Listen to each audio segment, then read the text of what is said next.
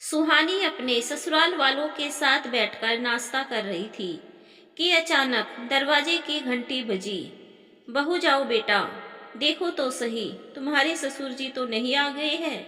जी mummy जी। सुहानी ने जैसे ही दरवाजा खोला, सामने अपने मम्मी पापा को ऐसी हालत में देख उसके पैरों तले जमीन सरक गई। सुहानी के पिता रामलाल जी दरवाजे पर वही लड़खड़ा कर गिर पड़े। अपने पापा को अचानक जमीन पर बेहोश पड़ा देख सुहानी की चीख निकल गई। चीख की आवाज सुनकर सुहानी के साथ कविता जी और पति रमेश भी दौड़कर आए, तो वह भी हैरान रह गई। सुहानी के पति ने जल्दी से डॉक्टर को फोन करके बुलाया, तो उनकी रिपोर्ट देखकर पता चला कि उन्हें कैंसर है और खाना पीना ढंग से ना खाने के कारण वह बेहोश होकर गिर गए हैं। सुहानी अपने पापा की हालत देखकर फूट फूट कर रोने लगी, क्योंकि कोई भी बेटी अपने पिता को ऐसे तड़पते हुए नहीं देख सकती। सुहानी को रोता देख कविता जी बोली, बहू क्या रोना धोना लगा रखा है, जाओ मम्मी पापा के लिए कुछ खाने को लेकर आओ और फिर देखते हैं क्या करना है। सुहानी जल्दी से मम्मी पापा के लिए खाने को लेकर आई। खाने को देखते ही दोनों ऐसे टूट पड़े थे जैसे बरसों से उन्होंने कुछ खाया ही नहीं था। यह सब देखकर कविता जी की भी आंखें नम हो गई और फिर अपने बेटे से बोली, रमेश सुनो, 15 दिन की ऑफिस से छुट्टी ले लो और अपने अमेरिका वाले डॉक्टर से बात करो। हम समधी जी का इलाज जल्द से जल्द शुरू करवाना चाहते हैं। पर मम्मी, मैं ऑफिस से इतनी छुट्टी कैसे ले लूं? रमेश हिचकते हुए बोला, अरे भाड़ में जाए तुम्हारी ऐसी नौकरी जो मुसीबत में काम ना आ सके। मैं कुछ नहीं जानती, कल से तुम्हें रामलाल भाई साहब का पूरा ध्यान रखना है। अपने ऑफिस का अगर कोई जरूरी काम होगा तो तुम कहीं बैठकर ऑनलाइन कर सकते हो। जी मम्मी जी। रमेश ने हाँ में सिर हिलाया और डॉक्टर से संपर्क करने लगा। आप चिंता मत कीजिए बहन जी, कुछ नहीं होगा भाई साहब को, हम सब साथ हैं, देखना वह बहुत जल्दी ठीक हो जाएंगे। सुहानी की सास ने कमला जी का हाथ पकड़कर सांत्वना देते हुए बोली, पर मम्मी ये सब मतलब आपकी और पापा यह हालत कैसे हुई बेटा? जिस दिन तेरे भाई भाभी को पता चला कि तेरे पिता को कैंसर है तो वे हमारे साथ बहुत बुरा बर्ताव करने लगे हैं। मैंने एक दिन बेटे से तेरे पिता को डॉक्टर के पास ले जाने के लिए बोला तो वह तमक कर बोला, यहाँ पैसों का झाड़ नहीं उगा है बुढ़िया, और यह बीमारी कौन सा ठीक होने वाली है? इन पर पैसे खर्च करके मैं बर्बाद हो जाऊंगा। तेरे पिता ने इस बात का विरोध किया तो बहू उनका गला दबाते हुए बोली, मैं आज तेरी सारी बीमारी ही खत्म कर देती हूँ। वैसे भी आज नहीं तो कल तुझे मरना ही है, तो आज ही क्यों नहीं? वह तो मैं उनके सामने बहुत रोई गिड़गिड़ाई, तब जाकर उसने तेरे पिता को छोड़ा, वरना आज तो। इतना कहकर कमला जी फूट फूट कर रोने लगी। यह सब सुनकर सुहानी का खून खोल उठा, पर उस वक्त पापा को एडमिट करना बहुत जरूरी था। कुछ ही घंटे में सारी व्यवस्था हो गई थी और रामलाल जी को अस्पताल में दाखिल करवा दिया गया था। तब तक सुहानी के ससुर अनिल जी भी आ चुके थे। सुहानी अपनी सासू माँ से बोली, मम्मी जी आप यहाँ रुकिए, मुझे थोड़ा भैया भाभी से काम है। बहू तुम अकेले कहाँ जाओगी? अपने ससुर जी को साथ लेकर जाना। हाँ बेटा, मैं तुम्हारे साथ चलता हूँ। तब तक यह सब लोग रामलाल जी के पास है। सुहानी ससुर जी के साथ मायके पहुंची तो उसके भैया भाभी सब कुछ बेच बाच कर विदेश जाकर शिफ्ट होने की तैयारी कर रहे थे। सुहानी को वहां देखकर दोनों पति पत्नियों की हवाइयां उड़ गई। क्या हुआ भाभी, आपको हमें देखकर सांप क्यों सूंघ गया? अरे भैया, आपका माथा तो पूरा पसीना पसीना हो रहा है। वह रुपये यह हड़बड़ाती हुई बोली, यह सब क्या है? ननंद रानी। तभी तड़ाक तड़ाक 2 थप्पड़ रूपा के गाल पर पड़े। शर्म नहीं आती इतना नाटक करते हुए? आपको तो एकता कपूर के सीरियल की विलन होना चाहिए था। सुहानी, यह कैसे बात कर रही हो तुम अपनी बड़ी भाभी से? वह तुमसे उम्र में बड़ी है, क्या सारी तमीज भूल गई है? तभी एक थप्पड़ शिवम के गाल पर पड़ा। तमीज की बात तो आप दोनों अपने मुंह से निकालिए मत तो बेहतर होगा। शर्म आती है मुझे तुम्हें अपना बड़ा भाई कहते हुए। जिस माता पिता ने बचपन में तुम्हें अपने खून पसीने का कतरा कतरा बहाकर इस लायक बनाया, आज तुम उन्हीं माता पिता के खून के प्यासे हो गए। पर दीदी, आप यह कैसी बात कर रही है? मेरे पति ने और हमने उनका ठेका नहीं ले रखा है।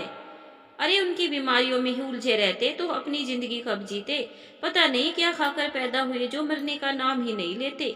खबरदार भाभी, जो एक शब्द में मेरे मम्मी पापा के खिलाफ निकाला तो बहुत उत्साहित हो रहे हो ना अपनी जिंदगी के खुशनुमा पल जीने के लिए, तो देरी किस बात की है? इंस्पेक्टर साहब, जरा इन्हें जिंदगी के मजे तो दिलवाए और ऐसी खातिरदारी करना कि इनकी हालत देखकर अपने माँ बाप के साथ बुरा करने वाले बेटे बहू की भी रूह कांप जाए।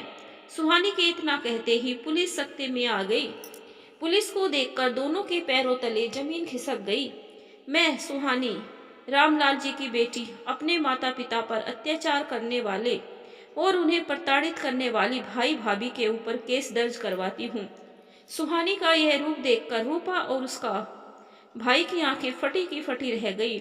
सुहानी का भाई उसके आगे हाथ जोड़कर बोला, बहन मुझे माफ कर दे, मैं पापा का इलाज करवाने के लिए सारे पैसे भर दूंगा, पर हमें जेल नहीं जाना। हमारे बच्चों का क्या होगा?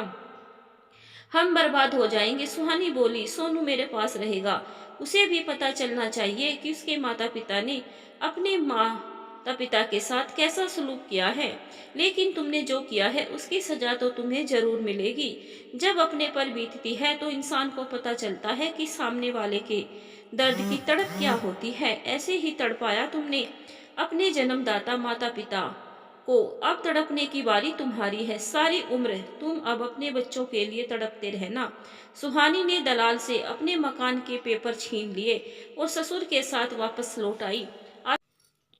अपनी मम्मी और सासू माँ को गले से लगा लिया और उसके सामने अपनी बीती हुई यादों का चलचित्र घूमने लगा।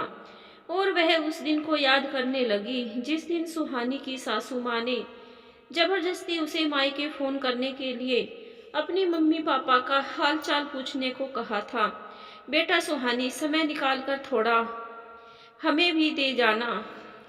न जाने ईश्वर ने हमारे खाते में और कितने दिन लिखे होंगे। मैं तो भगवान से कहूंगी तुम्हारे जैसी बेटी और बहू हर किसी को मिले। तुमने हमारे संस्कारों की लाज रखी। जब कभी दामाद जी से, तुम्हारी सास ससुर से तुम्हारी तारीफ सुनती हूँ तो लगता है जीवन सफल हो गया। पर हर किसी की किस्मत समधन जी जैसी नहीं होती, क्योंकि हर किसी की बेटी मेरी बेटी जैसी नहीं है। कमला जी फोन पर अपनी बेटी सुहानी से कहती है। सुहानी बोली, क्या बात है माँ, आपकी आवाज में दर्द है क्या? भाभी से कुछ कहा सुनी हो गई? माँ, ताली एक हाथ से नहीं बजती, दोनों पक्षों को समझौता करना पड़ता है। पर आप इतनी समझदार है कि मुझे नहीं लगता भाभी को कभी भी आपसे कोई दिक्कत होगी या कोई परेशानी होगी।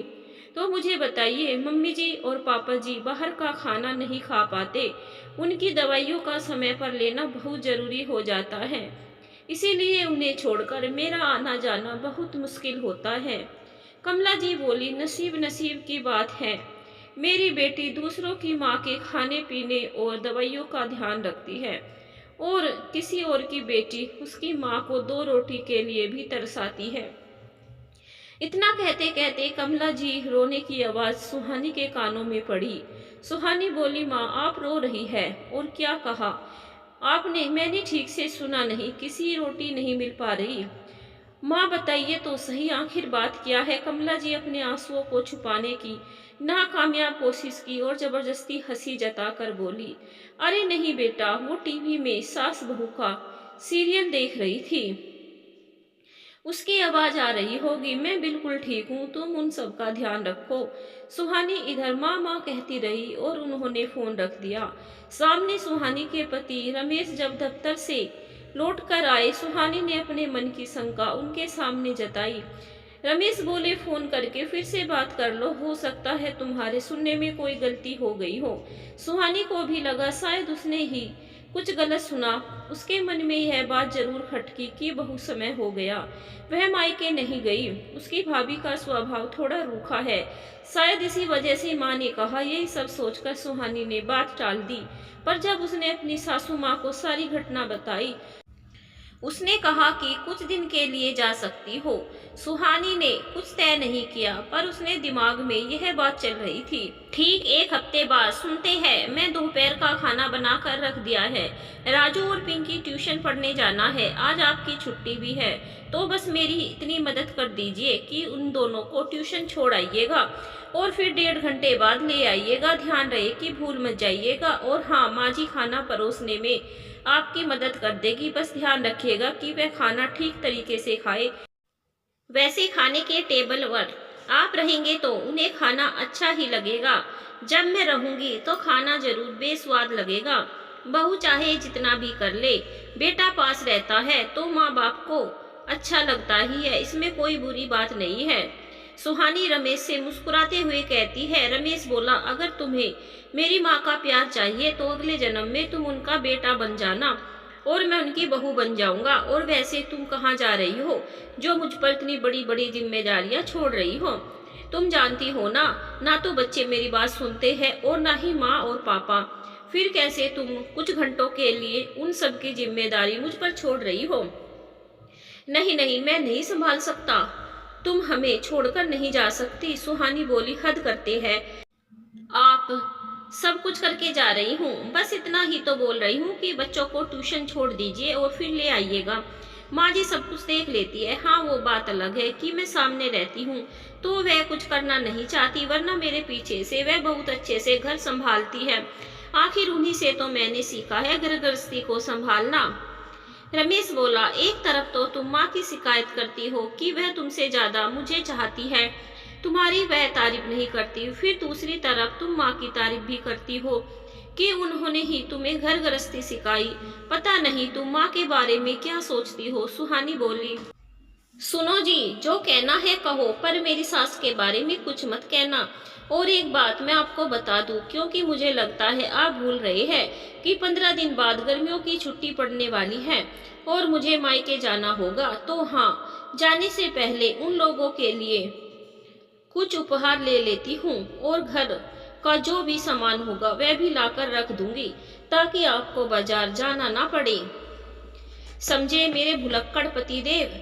तभी उधर से सुहानी की सास कविता जी आई और बोली, बहू, लोग मायके से उपहार लेकर आती है और तुम मायके उपहार लेकर जाती हो।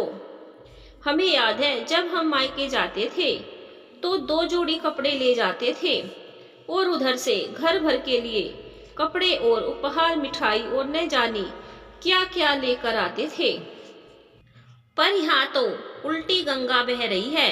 सुहानी मुस्कुराकर बोली, मेरी प्यारी सासू माँ, आपको याद है जब मैं पिछली होली में मायके गई थी और वहाँ से जब आप सबके लिए माँ ने उपहार भेजे थे तो आपने क्या कहा था? बहू, बस उपहार लेकर आती हो, कभी मायके वालों को भी उपहार दिया करो, क्योंकि ससुराल के साथ साथ मायके की भी जिम्मेदारी एक औरत पर होती है।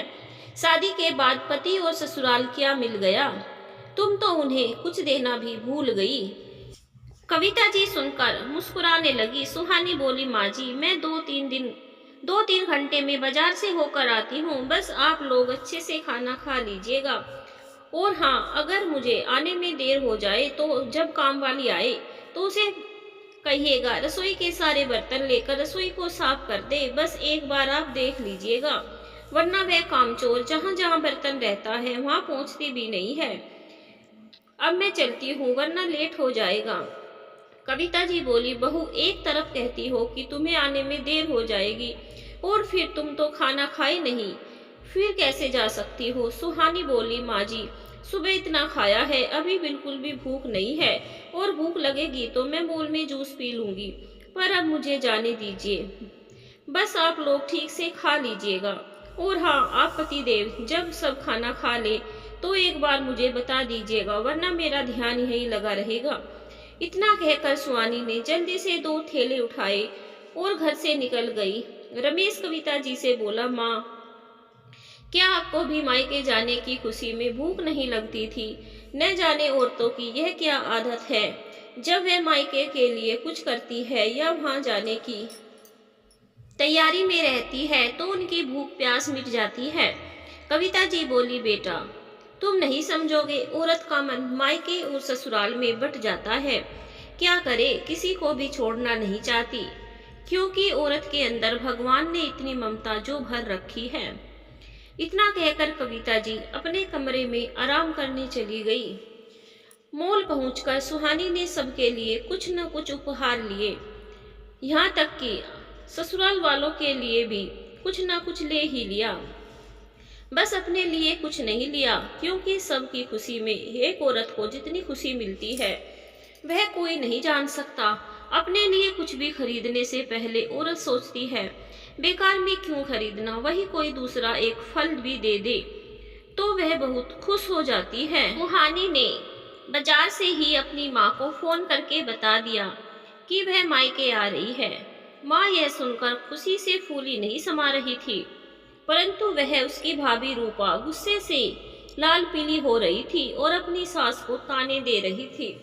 खुद के खाने का ठिकाना नहीं है और बेटी को बुला रही है। अरे बेटी की इतनी ही चिंता और याद सताती है तो खुद बेटी के पास क्यों नहीं चली जाती है। इतनी बेटी की माँ होती होगी, जिनके बेटे नहीं होते हैं तो भी अपनी बेटियों के पास रहती है। मैं तो कहती हूँ आप मान लो कि हम लोग शहर में नहीं रहते और चली जाओ अपनी बेटी के पास रहने के लिए। कल्पना जी ने रूपा की बातों को दरकिनार किया और चुपचाप अपनी बेटी के आने की खुशी में खुश हो रही थी, इधर सारी खरीदारी करके। जब सुहानी घर पहुंची तो वो थककर चूर हो गई थी। घर आते ही कविता जी बोली, इसीलिए कह रही थी बाजार में इस गर्मी में जाना ठीक नहीं है। अरे तुम्हारे घर में जितने छोटे हैं तुमसे उससे बेहतर होता। सबको 500 रुपए हाथ में पकड़ा देती, अपनी मर्जी से कुछ ले लेते, पर नहीं, तुम्हें तो मोल से ही कपड़े खरीदने हैं।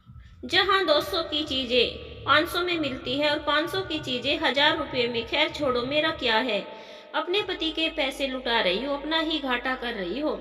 इतना कहकर वह टहलने चली गई। रोज छोटी मोटी बातें कविता जी सुहानी को आते जाते सुना देती थी, पर अब तो सुहानी को सुनने की आदत सी हो गई थी।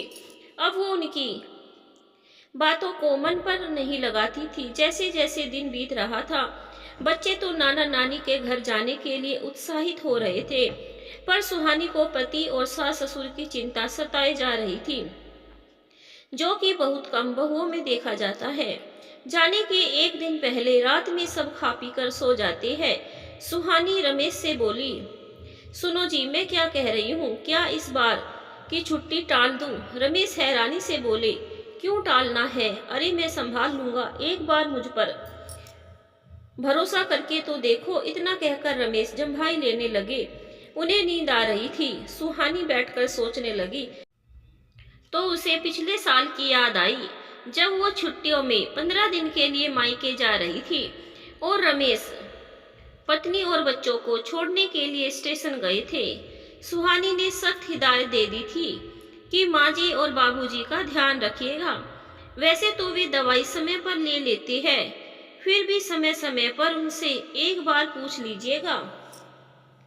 और हाँ, खाना बाहर का मत मंगवाइएगा, बाहर का खाने से उन्हें बदहजमी होने लगती है। अपना भी ध्यान रखिएगा, ऐसा ना हो कि सबका ध्यान रखने में अपनी साथ लापरवाही कीजिएगा। मैं फोन करके यहाँ की खबर आपसे लेती रहूंगी। ट्रेन चलने को आई थी, फिर भी सुहानी परिवार के लिए अपनी चिंता जता रही थी। रमेश बोले, हाँ हाँ ठीक है, अब तुम आराम से जाओ। मैं तो कहता हूँ 15 दिन की बजाय 1 महीना रहकर आओ माँ बाबूजी के साथ। मैं तो अब मजे करूँगा। और रही बात उनके ख्याल रखने की, तो भूलो मत, मैं उनका इकलौता बेटा हूँ। रमेश ने अपनी कॉलर ऊपर करते हुए कहा। सुहानी बोली, आपको नहीं लग रहा आप कुछ ज्यादा ही अकड़ रहे हैं? रमेश बोले, तुम देख लेना, एक बार भी तुम्हें यहाँ की शिकायत नहीं मिलेगी और कोई नहीं कहेगा तुम्हें इतनी जल्दी जल्दी घर आ जाओ। नेहा मुस्कुराती हुई ट्रेन में बैठ गई और सोचने लगी कि मेरे माता पिता की भी मेरी भाभी इतनी ही सेवा करती होगी। आखिर मैं भी तो अपने सास ससुर को माता पिता से कम नहीं समझती। मन में अच्छी भावनाओं को लेकर सुहानी पुरानी यादों में खो गई और कुछ ही देर में ट्रेन छुक छुक करती हुई निकल गई। सुहानी को छोड़कर लौटते समय रमेश रास्ते में सोचा, अभी तो सुबह के 8:30 बजे है, क्यों ना रास्ते से नथुराम की कचौरी और जलेबी लिए चलूं। बाबूजी खुश हो जाएंगे, नाश्ते का झंझट भी खत्म हो जाएगा और सुहानी जो बना कर गई है उसे दोपहर में हम सब मिलकर खा लेंगे। फिर दोपहर में माँ को कुछ बनाने की जरूरत ही नहीं पड़ेगी। जब रमेश घर पहुंचे, उनके हाथों में जलेबी और कचौरी देखकर बाबूजी खुशी से फूले नहीं समाये। परंतु दूसरे ही पल कविता जी बोली, तुझे पता नहीं है कि हम तला भुना हुआ चीज नहीं खाते हैं? क्या बहू ने जाने से पहले हमारे लिए तुम्हें कुछ हिदायत देकर नहीं गई है? हाँ, बात भी सही है। तुम्हें कैसे पता होगा कि हमें क्या पसंद है और हमें क्या फायदा और क्या नुकसान करेगा? तुम घर में रहते कहाँ हो? रमेश बोला, आप दोनों सास बहू का मुझे समझ में नहीं आता है। जब सामने रहती हो एक दूसरे पर इल्जाम लगाती हो और जरा सी दूरी नहीं आती कि दोनों एक दूसरे के गुण गाती हो। मैं तो प्यार से लेकर आया था, पर ठीक है, मैं ही खा लूंगा।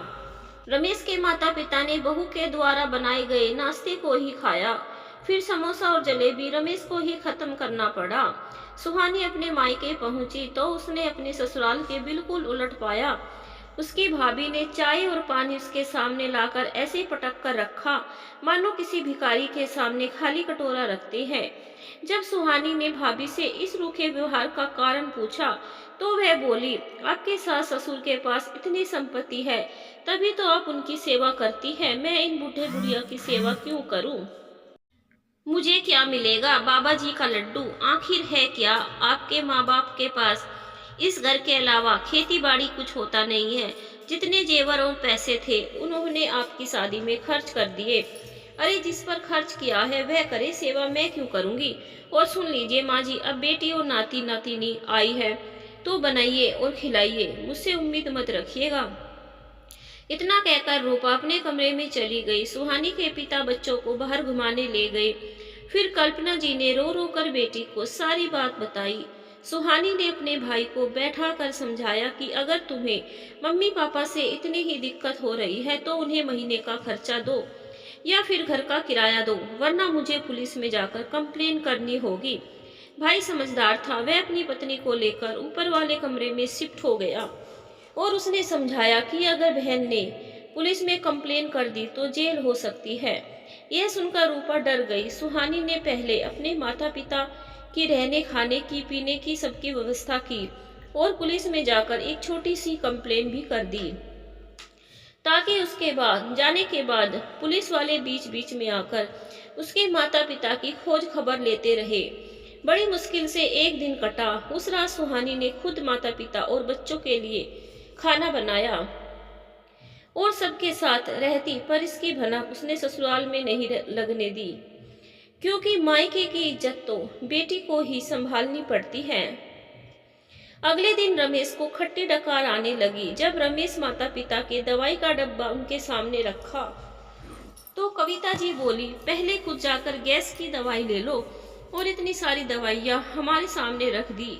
हमें कैसे पता चलेगा कि अभी हमें कौन सी दवाई लेनी है? वह तो कल पूरे दिन की दवाई बहू पर्ची पर लिख कर गई थी, क्योंकि यह सब तो बहू देखती थी। मुझे तो पता भी नहीं है कि कौन सी दवाई कब लेनी है। रमेश बोला, हे भगवान माँ, यह बात आप पहले नहीं बता सकती थी? कम से कम मैं सुहानी से पूछकर लिख लेता। अब मुझे उसे फोन करना पड़ेगा। रमेश ने तुरंत फोन निकाल लिया और सुहानी को फोन लगाया। सुहानी उन्हें बताती गई, फिर रमेश माता पिता को दवाई खिलाते गया। इसी तरह सुहानी के जाने के बाद भी रमेश को उसे अनगिनत बार फोन करना पड़ा, जैसे कौन सी चीज कहाँ रखी है, माँ बाबूजी को क्या पसंद है, यह खाने से कहीं उन्हें नुकसान तो नहीं होगा, कौन सी दवाई कब लेनी है। आज माँ को बच्चों की याद आ रही है तो उनसे बात करवा दो। दोनों दिन गिन गिन काट रहे थे।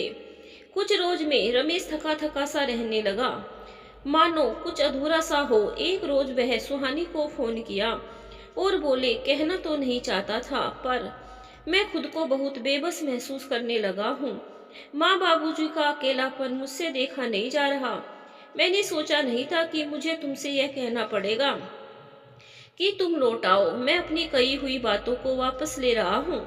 मुझे बहुत घमंड था अपने अकेले बेटे होने का कि मैं सब कुछ संभाल सकता हूँ, पर सच तो यह है कि मुझसे नहीं हो पा रहा है। रमेश की सारी अकड़ धरी की धरी रह गई। आखिर उसे सुहानी को फोन करके 1 हफ्ते में ही बुलाना पड़ा। सुहानी भी बिना संकोच किए पहले अपने माता पिता के रहने खाने की व्यवस्था की और अपने भाई और भाभी को समझाकर सिर्फ बच्चों को लेकर वापस आई। सुहानी और बच्चों को देखते ही घर के हर सदस्य के चेहरे पर मुस्कान छा गई, जो कि देखने लायक थी। जैसे पतझड़ के बाद सूखे वृक्ष पर कैसे कोमल कोमल पत्तियां मुस्कुराती है, बिल्कुल वैसे ही सभी के चेहरे खिल रहे थे। रमेश अपनी माँ को देखकर बोला, माँ 1 हफ्ते से अपना उदास चेहरा बनाकर रखा था। मैं कुछ भी कहता था आपके चेहरे पर हंसी नहीं आती थी। और अपनी बहू जिससे हरदम अब छोटी छोटी बातों के लिए नाराज हो जाती थी, उसे देखकर आप खुश हो गई। ऐसे कैसे हुआ? कल्पना जी मुस्कुराकर बोली, तुम्हें क्या पता, और ऐसा क्यों ना हो। भला आखिर बहू हमारे परिवार की संजीवनी बूटी है, जो अपने कर्मों से हमारे अंदर हर रोज नए जीवन के जीने की चाह जगाती है। अब तुम ही बताओ, ऐसे में मैं मुस्कुराऊं भी ना तो क्या रोऊं? आखिर हमारी बहू जो लौट आई है। रमेश के पिता हंसकर बोले, बेटा तुम हमारी बात कर रहे हो? तुम्हारे चेहरे की चमक क्यों गायब हो गई थी? खाना खाते थे पर उदास मन से, बस पेट भरने के लिए। अब देखो, बहू को देखा नहीं कि तुम्हारे चेहरे की चमक वापस आ गई। और माँ को बोल रहे, वो सच कहा पापा, इस 1 हफ्ते में मुझे एहसास हो गया कि औरतों की जगह घर में क्या होती है। जब औरत घर में ना हो तो सूनापन लगता है। उसकी बातें करना, हम सबको छोटी छोटी बातों के लिए टोकना, और वह उसकी चिंता, उसी से घर रोशन होता है। कविता जी बोली, जिस रोज यह बात मर्द को एहसास हो जाए तो औरत की आधी चिंता खत्म हो जाती है और दुनिया भर की खुशी उसे मिल जाती है। रमेश हंसकर बोले, हाँ माँ, यह बात तो मैं आज समझ चुका हूँ। और सबसे अहम बात मैंने यह जाना कि इस वक्त माता पिता के बुढ़ापे का असली सहारा एक बेटा नहीं बल्कि एक अच्छी बहू होती है। अब तो मैं यह बात हर किसी को बताऊंगा कि बेटा अच्छा हो ना हो, बहू अच्छी होनी बहुत जरूरी है। रमेश की यह बातें सुनकर सुहानी की आंखें भर आई। उसने सोचा कि चलो, मेरा जीवन सफल हो गया। अब परिवार में पति और पत्नी से और सास ससुर बहू से खुश हो तो उस बहू को और क्या चाहिए। काश कि यह बात मेरे भाई और भाभी भी समझ ले, तो मेरे माता पिता का कष्ट भी दूर हो जाए। उसे रोज सुहानी ने सबके मनपसंद चीज बनाई। सबने भरपेट खाना खाया। खाने के बाद सास ससुर हो या बच्चे अपने कमरे में ऐसे निश्चित होकर सोए मानो जमाने से ना सोए हो। रमेश ने सुहानी का हाथ थाम कर कहा, आज समझ में आया कि तुम्हारे बिना यह घर और मैं बिल्कुल अनाथ हो गए थे। तुम अगली बार से अपने माता पिता को यहीं बुला लेना, पर हमें छोड़कर मत जाना। सुहानी ने आगे बढ़कर रमेश को गले से लगा लिया और भीगी आंखों से उसने वहां की सारी आप बीती रमेश को बताई। रमेश बोला, तुम अगर चाहो तो अपने माता पिता को यहाँ ला सकती हो, या फिर चाहो तो उनकी देखभाल वहां भी जाकर कर सकती हो। मेरी तरफ से तुम बिल्कुल आजाद हो। बस ज्यादा दिन के लिए मुझे छोड़कर मत जाना। यह बात सुनकर सुहानी के चेहरे पर हंसी आ गई। अभी कुछ ही दिन बीते थे उसे ससुराल में रहते कि उसके मम्मी पापा इस हालत में उसके ससुराल पहुंचे जैसे जिसे देखकर सब दंग रह गए थे। सुहानी ने तो इस चीज की कल्पना भी नहीं की थी कि इतनी डराने धमकाने के बाद भी उसके भैया भाभी इतने गिर सकते हैं। समय बीतता गया। कुछ ही महीने बाद रामलाल जी का स्वास्थ्य धीरे धीरे ठीक होने लगा था।